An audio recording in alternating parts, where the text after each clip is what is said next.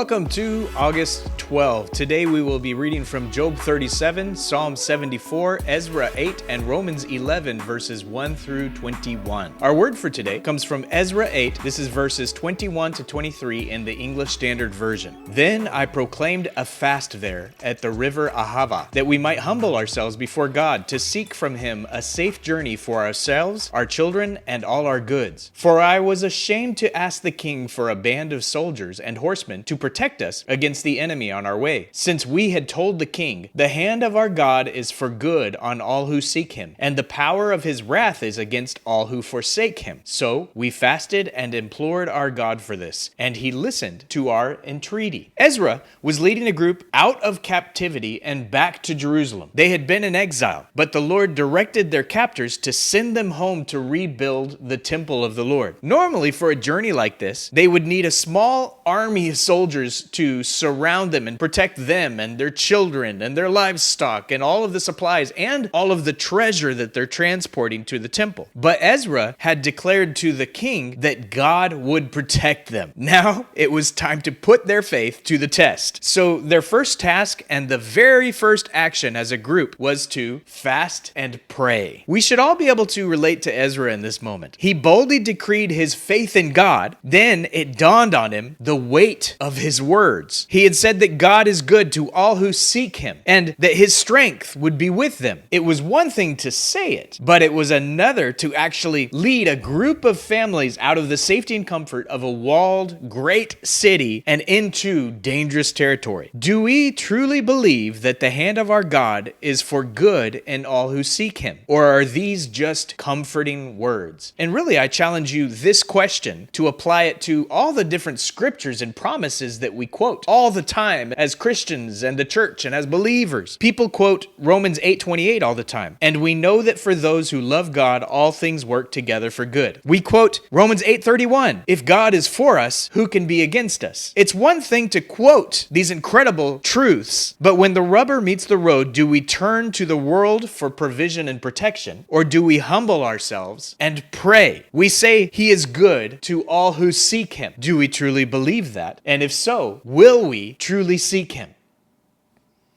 Job 37, New Living Translation. My heart pounds as I think of this. It trembles within me. Listen carefully to the thunder of God's voice as it rolls from his mouth. It rolls across the heavens, and his lightning flashes in every direction. Then comes the roaring of the thunder, the tremendous voice of his majesty. He does not restrain it when he speaks. God's voice is glorious in the thunder. We can't even imagine the greatness of his power. He directs the snow to fall on the earth and tells the rain to pour down. Then everyone stops working so they can watch his power. The wild animals take cover and stay inside their dens. The stormy wind comes from its chamber, and the driving winds bring the cold.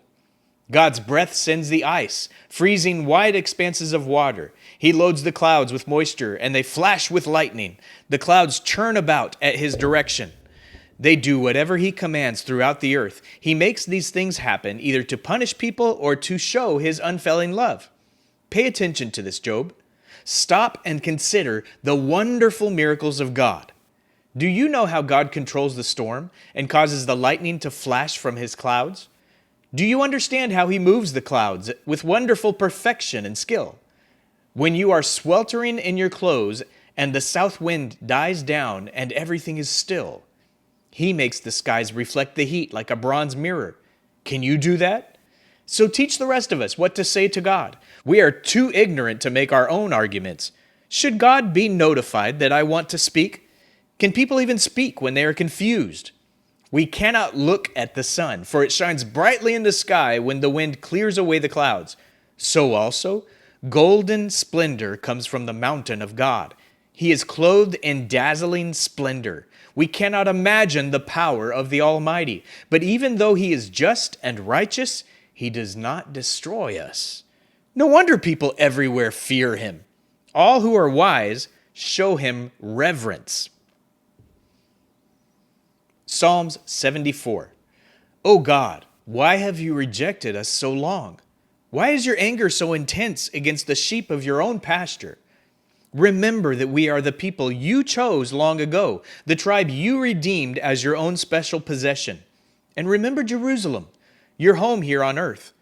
Walk through the awful ruins of the city. See how the enemy has destroyed your sanctuary. There your enemies shouted their victorious battle cries. There they set up their battle standards. They swung their axes like woodcutters in a forest. With axes and picks, they smashed the carved paneling. They burned your sanctuary to the ground. They defiled the place that bears your name. Then they thought, let's destroy everything. So they burned down all the places where God was worshipped. We no longer see your miraculous signs. All the prophets are gone, and no one can tell us when it will end. How long, O God, will you allow our enemies to insult you? Will you let them dishonor your name forever? Why do you hold back your strong right hand? Unleash your powerful fist and destroy them. You, O God, are my king from ages past, bringing salvation to the earth. You split the sea by your strength and smashed the heads of the sea monsters. You crushed the heads of Leviathan and let the desert animals eat him.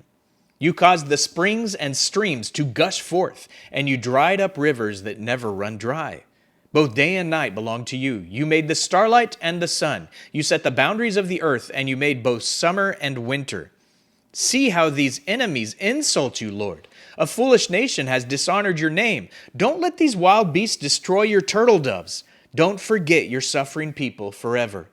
Remember your covenant promises, for the land is full of darkness and violence. Don't let the downtrodden be humiliated again. Instead, let the poor and needy praise your name. Arise, O God, and defend your cause. Remember how these fools insult you all day long. Don't overlook what your enemies have said or their growing uproar. Ezra 8. Here is a list of the family leaders and the genealogies of those who came with me from Babylon during the reign of King Artaxerxes. From the family of Phinehas, Gershom. From the family of Ithamar, Daniel. From the family of David, Hattush, a descendant of Shechaniah. From the family of Parosh, Zechariah and 150 men were registered. From the family of Pahath Moab, Eliahoenai, son of Zerahiah, and 200 other men. From the family of Zatu, Shechaniah, son of Jahaziel, and 300 other men.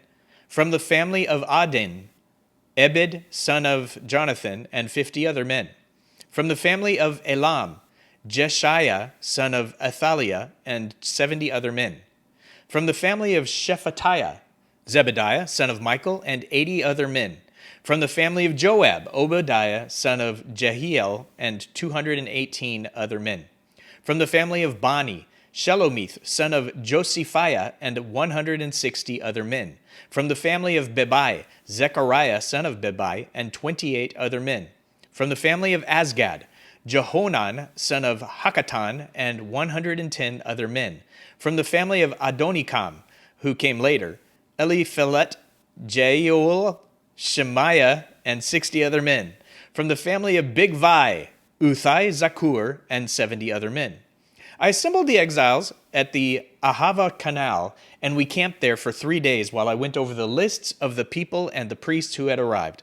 I found that not one Levite had volunteered to come along.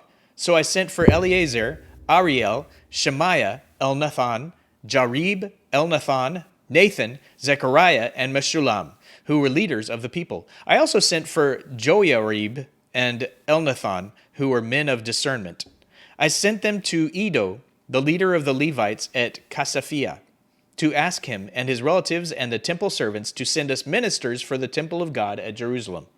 Since the gracious hand of our God was on us, they sent us a man named Sherebiah, along with 18 of his sons and brothers. He was a very astute man and a descendant of Mali, who was a descendant of Levi, son of Israel.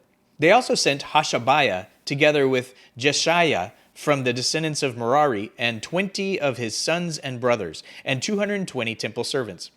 The temple servants were assistants to the Levites, a group of temple workers first instituted by King David and his officials. They were all listed by name. And there by the Ahava Canal, I gave orders for all of us to fast and humble ourselves before our God. We prayed that he would give us safe journey and protect us, our children, and our goods as we traveled. For I was ashamed to ask the king for soldiers and horsemen to accompany us and protect us from enemies along the way. After all, we had told the king, our God's hand of protection is on all who worship him, but his fierce anger rages against those who abandon him. So we fasted and earnestly prayed that our God would take care of us, and he heard our prayer. I appointed 12 leaders of the priests, Sherebiah, Hashabiah, and 10 other priests, to be in charge of transporting the silver, the gold bowls, and the other items that the king, his council, his officials, and all the people of Israel had presented for the temple of God. I weighed the treasure as I gave it to them, and found the totals to be as follows: 24 tons of silver, 7,500 pounds of silver articles, 7,500 pounds of gold, 20 gold bowls equal in value to 1,000 gold coins, 2 fine articles of polished bronze as precious as gold. And I said to these priests, you and these treasures have been set apart as holy to the Lord. This silver and gold is a voluntary offering to the Lord, the God of our ancestors. Guard these treasures well until you present them to the leading priests, the Levites, and the leaders of Israel, who will weigh them at the storerooms of the Lord's temple in Jerusalem. So the priests and the Levites accepted the task of transporting these treasures of silver and gold to the temple of our God in Jerusalem. We broke camp at the Ahava Canal on April 19 and started off to Jerusalem. And the gracious hand of our God protected us and saved us from enemies and bandits along the way. So we arrived safely in Jerusalem, where we rested for 3 days. On the 4th day after our arrival, the silver, gold, and other valuables were weighed at the temple of our God and entrusted to Meremoth, son of Uriah, the priest, and to Eleazar, son of Phinehas, along with Jozabad, son of Jeshua, and Noadiah, son of Benui, both of whom were Levites. Everything was accounted for by number and weight, and the total weight was officially recorded. Then the exiles who had come out of captivity sacrificed burnt offerings to the God of Israel. They presented 12 bulls for all the people of Israel, as well as 96 rams and 77 male lambs. They also offered 12 male goats as a sin offering. All this was given as a burnt offering to the Lord. The king's decrees were delivered to his highest officers and the governors of the province west of the Euphrates River, who then cooperated by supporting the people and the temple of God. Romans 11, verses 1 through 21. I ask then, has God rejected his own people, the nation of Israel? Of course not. I myself am an Israelite, a descendant of Abraham and a member of the tribe of Benjamin. No, God has not rejected his own people, whom he chose from the very beginning. Do you realize what the scriptures say about this? Elijah the prophet complained to God about the people of Israel and said, Lord, they have killed your prophets and torn down your altars. I am the only one left, and now they are trying to kill me too. And do you remember God's reply? He said, no, I have 7,000 others who have never bowed down to Baal. It is the same today, for a few of the people of Israel have remained faithful because of God's grace, his undeserved kindness in choosing them. And since it is through God's kindness, then it is not by their good works. For in that case, God's grace would not be what it really is, free and undeserved. So this is the situation. Most of the people of Israel have not found the favor of God they are looking for so earnestly. A few have, the ones God has chosen, but the hearts of the rest were hardened. So the scriptures say God has put them into a deep sleep. To this day, he has shut their eyes so they do not see, and closed their ears so they do not hear. Likewise, David said, let their bountiful table become a snare, a trap that makes them think all is well. Let their blessings cause them to stumble, and let them get what they deserve. Let their eyes go blind so they cannot see, and let their backs be bent forever. Did God's people stumble and fall beyond recovery? Of course not. They were disobedient, so God made salvation available to the Gentiles. But he wanted his own people to become jealous and claim it for themselves. Now, if the Gentiles were enriched because the people of Israel turned down God's offer of salvation, think how much greater a blessing the world will share when they finally accept it. I am saying all this especially for you Gentiles. God has appointed me as the apostle to the Gentiles. I stress this, for I want somehow to make the people of Israel jealous of what you Gentiles have, so I might have some of them. For since their rejection meant that God offered salvation to the rest of the world, their acceptance will be even more wonderful. It will be life for those who are dead. And since Abraham and the other patriarchs were holy, their descendants will also be holy, just as the entire batch of dough is holy because the portion given as an offering is holy. For if the roots of the tree are holy, the branches will be too. But some of these branches from Abraham's tree, some of the people of Israel, have been broken off. And you Gentiles who were branches from a wild olive tree have been grafted in. So now you also receive the blessing God has promised Abraham and his children, sharing in the rich nourishment from the root of God's special olive tree. But you must not brag about being grafted in to replace the branches that were broken off. You are just a branch, not the root. Well, you may say, those branches were broken off to make room for me. Yes, but remember, those branches were broken off because they didn't believe in Christ, and you are there because you do believe. So don't think highly of yourself, but fear what could happen. For if God did not spare the original branches, he won't spare you either.